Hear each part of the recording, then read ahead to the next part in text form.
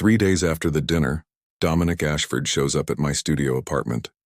I almost don't answer. The intercom crackles with static and his voice, "Maya Chen, we need to talk."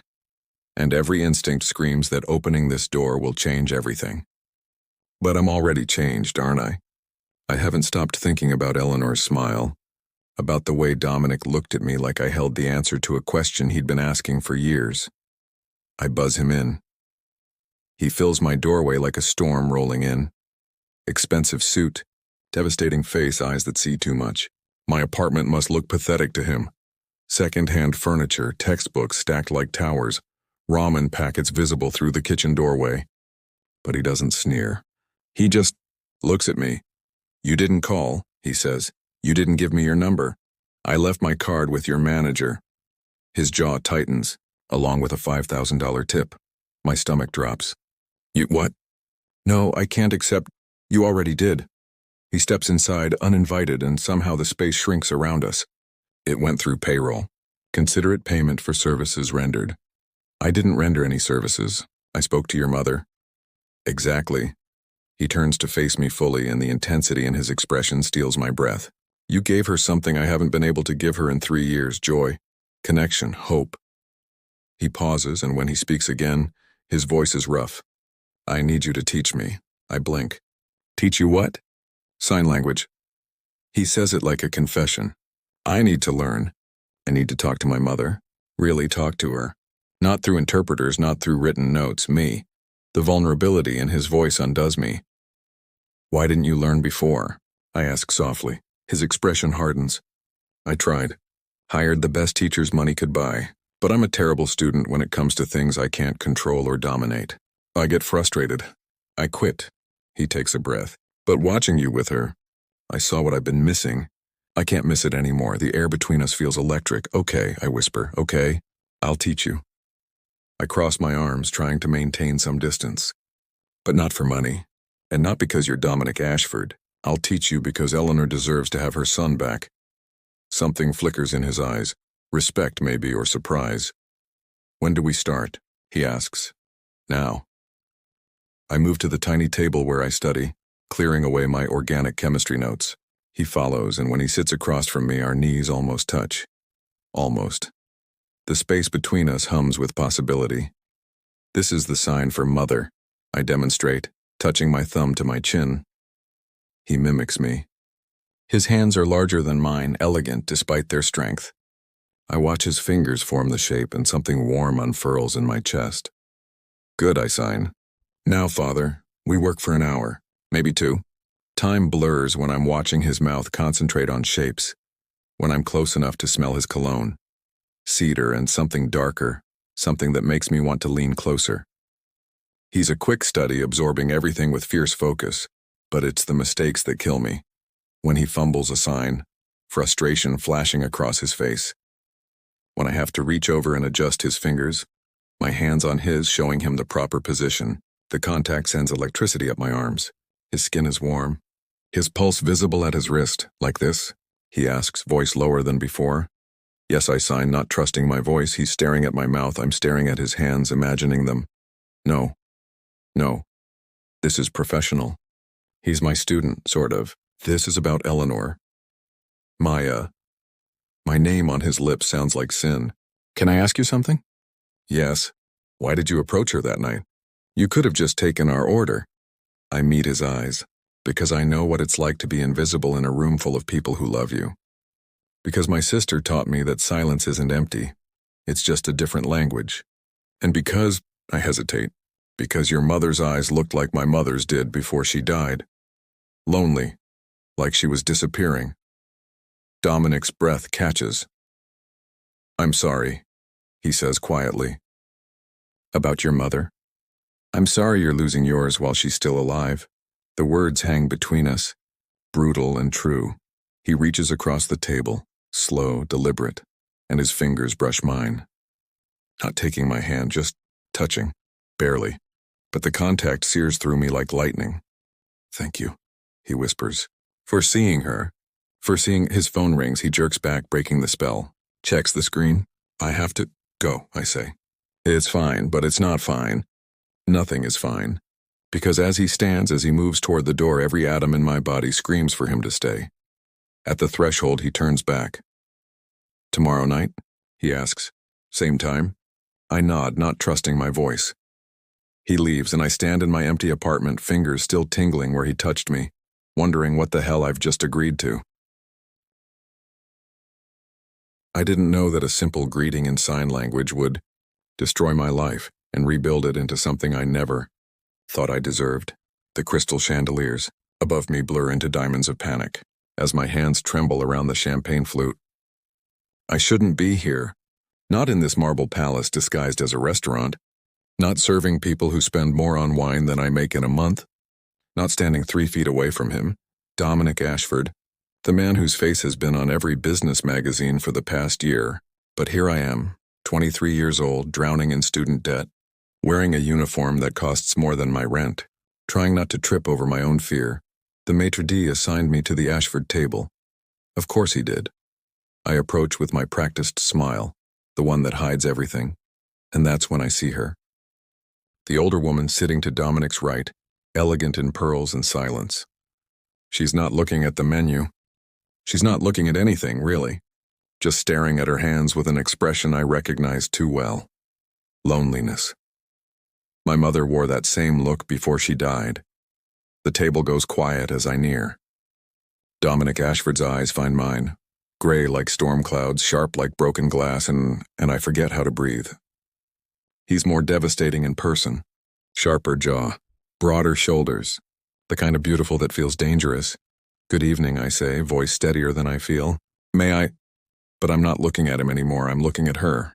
At the way she's withdrawn into herself, at the invisible wall between her and everyone else at this table. At the hearing aid, barely visible behind her silver hair. My hands move before my brain catches up. "Good evening. Welcome." The signs flow naturally. I've been fluent since I was 7. Since my little sister was born deaf and became my whole world, the woman's head snaps. Up, her eyes, the same gray as her son's, widen with something I can't name. Shock, relief, recognition of being seen. The entire table freezes. Dominic's fork stops midway to his mouth. The other guests lean back as if I've done something scandalous. But the woman, his mother, I realize, and is smiling. Not politely, not dimly, but with her whole face like sunrise breaking after years of darkness. "You sign?" she asks, her hands graceful and eager. Yes, I sign back. "My sister is deaf. It's wonderful to meet you." She laughs. Actually laughs, this bright musical sound that makes everyone stare. Her hand reaches across the table, fingers wrapping around mine, warm and real and trembling slightly. "You speak," Dominic says. His voice is velvet, dragged over gravel. I look at him and nearly forget my own name. He's staring at me like I've just performed a miracle, like I've done something impossible. His expression is unreadable, somewhere between awe and anger, gratitude and suspicion. Yes, I stammer. "I'm sorry, I didn't mean to presume." "Don't apologize," his mother signs, still holding my hand. "What's your name?" "Maya," I tell her. "Maya Chen." "Maya," she repeats, and somehow my name in her hands feels sacred. "I'm Eleanor, and I haven't had a real conversation in 3 years. My heart cracks. 3 years. 3 years of silence in rooms full of people. 3 years of being surrounded by family who never learned her language." "What did she say?" Dominic demands, leaning forward. His intensity should frighten me. Instead, it thrills me. This crack in his polished armor, this desperate need to understand his own mother. She said, I hesitate, meeting his eyes. She said she's happy to meet me.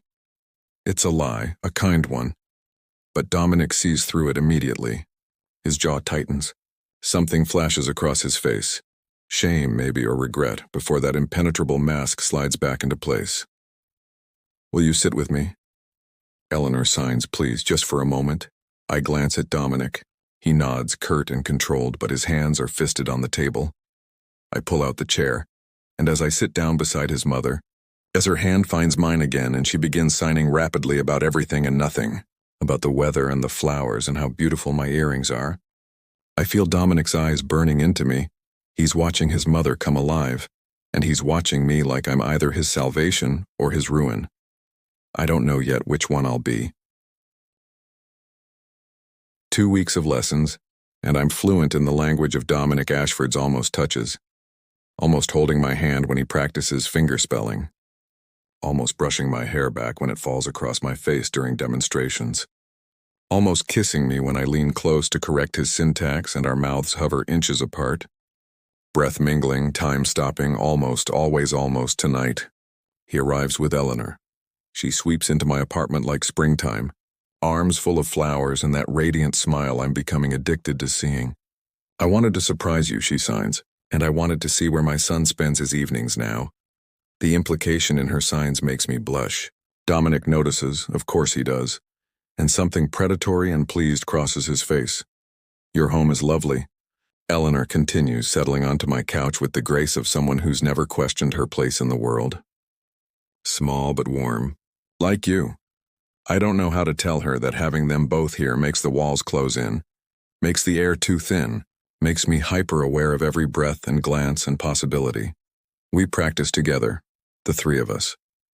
I teach them conversational signs, family phrases, jokes that work better in ASL than spoken English.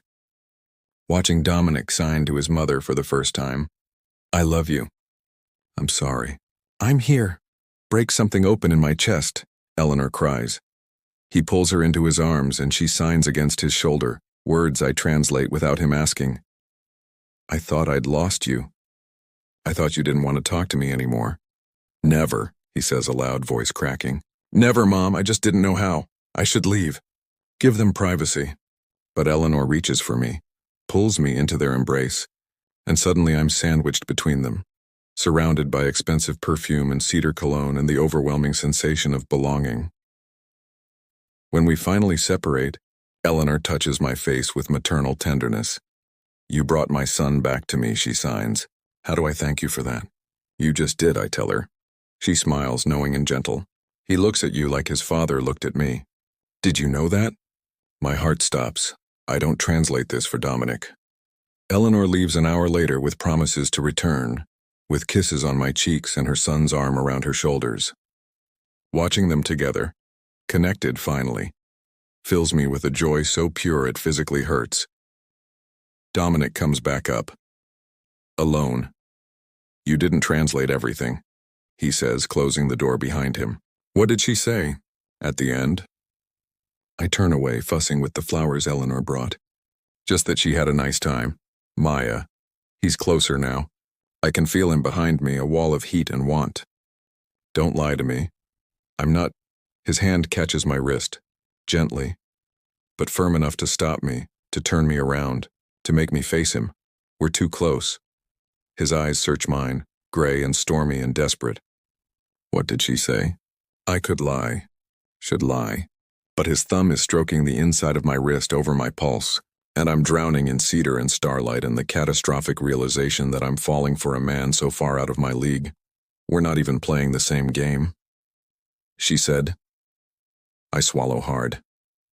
She said you look at me like your father looked at her. Dominic goes completely still. And how did my father look at her? His voice is barely a whisper. Like she was everything. The confession hangs between us like a lit match near gasoline. She's right, he breathes, and then his mouth is on mine. Not gentle, not tentative, but desperate and claiming and absolutely devastating. His hands cup my face like I'm precious, like I'm breakable, while his kiss says the opposite, that I'm strong enough to take everything he wants to give.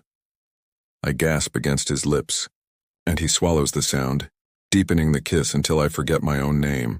My fingers tangle in his hair, pulling him closer, needing more, needing everything. He lifts me onto the counter. When did we move to the kitchen? And steps between my thighs, pressing against me until there's no space left between us. His mouth trails down my jaw, my neck, finding that spot behind my ear that makes me whimper. Maya. He groans against my skin. Tell me to stop. Don't stop, I breathe. Don't you dare stop. His hands slide under my shirt, palms hot against my ribs, thumbs brushing the underside of my breasts. I arch into him, shameless, desperate, and he makes this sound, half growl, half prayer, that liquefies my bones. I want you, he says, pulling back just enough to look at me. His pupils are blown wide, lips swollen from our kiss. God, Maya, I want you so much it terrifies me. Then take me, I whisper. Something in him snaps. He kisses me again, harder this time, lifting me off the counter. I wrap my legs around his waist as he carries me toward the bedroom. His phone rings. We both freeze. Ignore it, I say against his mouth. But it keeps ringing. Shrill and insistent and wrong. He sets me down carefully, breathing hard, and checks the screen. His entire body goes rigid. I have to take this. Dominic, I'm sorry. He's already moving away, already shutting down. It's Tokyo, the merger. I have to. He runs a hand through his hair, looking torn and tortured. I'm sorry. He answers the phone, speaks in rapid business jargon, walks out my door, and I'm left standing in my apartment, lips bruised, body aching, wondering if I just made the biggest mistake of my life, or the best decision I never knew I needed. He doesn't call, doesn't text. For 3 days, Dominic Ashford becomes a ghost, and I become the fool who thought a billionaire's kiss meant anything more than a moment's weakness. I throw myself into work, into studying, into pretending my chest doesn't ache every time I remember the taste of his mouth. But Eleanor texts me. Yes, Eleanor, who learned to text just to talk to me, asking when we can meet for coffee, asking why Dominic looks so miserable in his meetings, asking in a dozen subtle ways if I've broken her son's heart. I want to laugh. He broke mine. On the 4th day, he shows up at the restaurant, not as a customer, as a man with shadows under his eyes and desperation in every line of his body. He finds me during my break, catches my wrist as I try to walk past him. Don't, I say. Don't do this here. Then where? His voice is rough, raw. You won't answer my calls. You blocked my number. Because you left. The words come out sharper than I intend.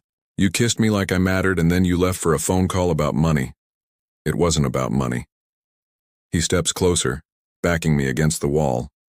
It was about saving 200 jobs in a factory that's been in my family for 3 generations. It was about keeping my word to people who depend on me. His hand comes up to cup my face, and it was the hardest thing I've ever done, walking away from you. I want to believe him, God, I want to. Then why did you? I whisper, because I'm terrified. The confession breaks something open in his expression. I've built empires, Maya. I've negotiated with world leaders and destroyed competitors and never once felt fear. But you? He laughs, bitter and beautiful. You terrify me. Because for the first time in my life, I want something money can't buy. What do you want? You. He leans his forehead against mine. All of you. Your morning voice and your terrible coffee and the way you sign when you're excited. I want your brilliance and your kindness and that sharp tongue that puts me in my place. His thumb brushes my lower lip. I want to fall asleep to your heartbeat and wake up to your smile. I want to learn your language, all of them. I want you, Maya Chen. And that want is bigger than anything I've ever built. Tears burn my eyes. I'm a waitress with 60,000 in student debt. I don't care. You're a billionaire. I don't care. Your world will eat me, alive. Let it try. His voice turns fierce, protective. I'll burn it down before I let anyone hurt you. And there it is. The truth I've been running from. He means it. Every impossible word. Take me home, I breathe, his eyes darken. Maya, you're home. Take me there. I want to see where you live, where you dream, where you think about me. He doesn't argue. We leave through the back entrance. His car is obscene, all leather and chrome and quiet wealth. He drives with one hand on the wheel, the other tangled with mine, and doesn't speak. Neither do I. The air between us crackles with anticipation. His penthouse is exactly what I expected. Floor-to-ceiling windows overlooking the city. Modern art I don't understand, furniture that cost more than my education. But it's also empty. Beautiful and hollow, like a magazine spread where no one actually lives. It's lonely, I say. He turns to me, surprised. Yes, you're lonely. Not anymore. He closes the distance between us. Not since a shy waitress spoke a language I couldn't understand and showed me everything I was missing. I reach for him. This time there are no interruptions. No phones, no distance, just his hands on my body and mine on his, learning each other like new alphabets. He unbuttons my shirt with reverent fingers, kissing every inch of skin he reveals. I push his jacket off his shoulders, learning the landscape of his back, his chest, the scars I find there, marks of a life lived hard despite the luxury. Tell me what you want, he murmurs against my collarbone. You, I sign. All of you. He understands. We're learning the same language now. touch and breath and the poetry of bodies saying what mouths can't. He carries me to his bedroom, lays me down on sheets that smell like him, and maps my body with lips and hands and whispered confessions. "You're perfect," he breathes. I'm terrified, I admit. "Good." He kisses me deep and slow. So am I. And then we're drowning in each other. Pleasure and vulnerability and trust all tangled together. He moves like he does everything, with absolute focus and devastating skill. But it's the moments between that destroy me. When he stops to kiss my tears. When he asks if I'm okay. When he signs beautiful against my skin. After we lie tangled in moonlight and possibility. "I have a confession," he says into my hair. "Tell me." "I fell for you that first night. When you made my mother laugh. When you saw what everyone else missed." He pulls back to look at me. I've been falling ever since. I touch his face, learning the sharp angles I've dreamed about. "I fell when you fumbled that first sign," I admit. "When you got frustrated but kept trying. When you proved that you wanted to connect more than you wanted to be perfect." He kisses me again. Soft this time. Sweet. And I taste forever in it. But forever is fragile. His phone buzzes on the nightstand. He ignores it. It buzzes again. And again. "Answer it," I say. He does. And I watch his face transform from tender to terrified. "What?" I ask. "What's wrong?" He sits up, already reaching for his clothes. "It's my mother," he says, voice breaking. "She's in the hospital." The hospital smells like antiseptic and fear. Dominic is a statue beside me. Perfectly still, perfectly controlled, perfectly breaking. His hand finds mine in the elevator, crushing my fingers with desperate strength. I don't complain. I hold on tighter. Eleanor had a stroke. Minor, the doctors say. Caught early. Good prognosis. But lying in that hospital bed, surrounded by machines that beep and hiss, she looks small, fragile, human in a way that terrifies me. Her eyes find Dominic first, then me. She tries to smile. "Don't," I sign. "Rest. We're here." But she shakes her head, hands moving slowly, deliberately. Tired of resting. Tired of silence. "Want to talk to my son?" Dominic sits beside her, taking her hand. And then, miracle of miracles, and he starts to sign. "I'm here, Mom. I'm not leaving." Tears stream down her face. "You learned," she signs back, wonder in every gesture. "You really learned I had the best teacher." He glances at me and the love in his eyes makes my heart stop. "Actually, two best teachers. You taught me why." Maya taught me how. Eleanor beckons me closer. I move to her other side and she takes my hand, joining it with Dominic's over her heart. "Listen to me." She signs with her free hand, fierce despite her weakness. "Both of you. Life is too short for silence, too short for fear, too short for pretending we don't need each other." "Mom," Dominic starts. "No." Her hand is firm. "I wasted 3 years in silence because I was too proud to demand my family learn my language. Too afraid to be a burden, and I almost lost everything that mattered." She squeezes our joined hands. "Don't make my mistakes. Don't wait for tragedy to tell each other the truth." "What truth?" I whisper. "That you love each other," she signs simply. "That you're terrified of it. That you think the world will tear you apart because you come from different places." She smiles. "But love doesn't speak in bank accounts or resumes. It speaks in learning each other's languages. In showing up. In choosing each other every single day." Dominic's hand tightens on mine.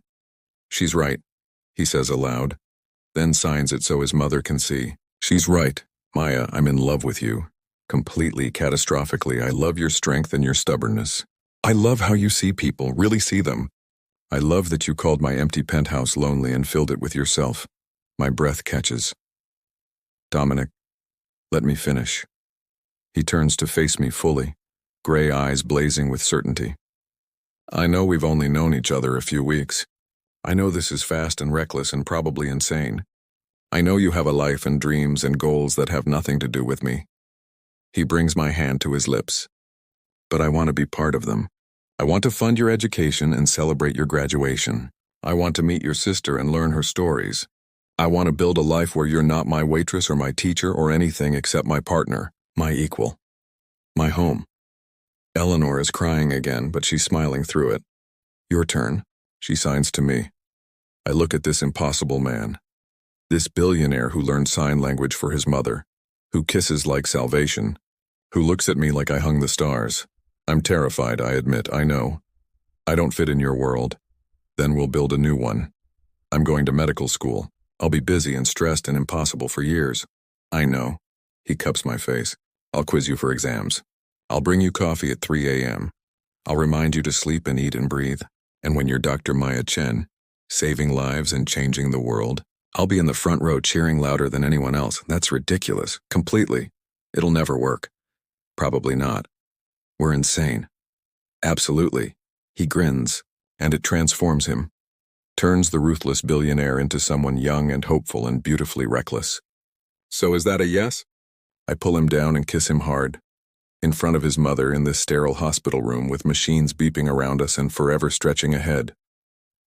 Yes. I breathe against his mouth. Yes to everything. Eleanor claps her hands, then signs something that makes Dominic blush and me laugh. What did she say? I ask. She said if we're done being dramatic, she'd like to plan a wedding. We just started dating. Exactly, Eleanor signs, eyes twinkling. You're already behind schedule. I'm not getting any younger and I want grandchildren who can sign. Dominic groans, but he's smiling. Really smiling. The kind of smile that starts in the soul and spreads like sunrise. 3 months later, Eleanor is out of the hospital and stronger than ever. 6 months later, I'm moving into the penthouse, which we redecorate together, filling it with warmth and laughter and life. A year later, I'm starting medical school with a full scholarship from the Ashford Foundation for Deaf Education. Dominic's gift to his mother, administered by her with fierce joy. 2 years later, we're married in a ceremony where every word is spoken and signed, where my sister is my maid of honor and Eleanor cries through the entire thing. And every night we lie tangled in each other, signing I love you in the dark, because some languages don't need light to be understood. We speak in touches and glances, in support and sacrifice. In showing up, every day choosing each other. That's the language that matters, that's the language that saved us both.